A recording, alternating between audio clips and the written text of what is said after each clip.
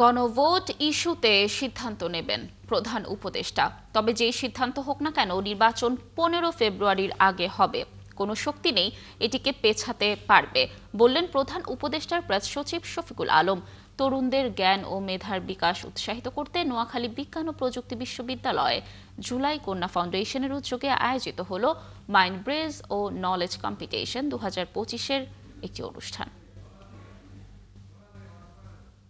Political party থাকলে মতবিরোধ থাকবে, আমি এক কথা বলবো আরেকজন আরেক কথা বলবেন, এটাই নিয়ম। পলিটিক্যাল পার্টিগুলো মানে পুরো পৃথিবীতে এইটাই নিয়ম।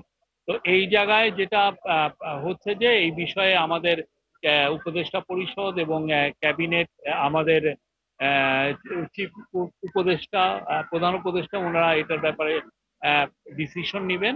বাট যে কোনো ডিসিশনই হোক না কেন, ইলেকশন 15 ফেব্রুয়ারির আগে, ফেব্রুয়ারি প্রথমার্ধে হবে। এইটা কোনো শক্তি না এই ইলেকশনকে পিছানো।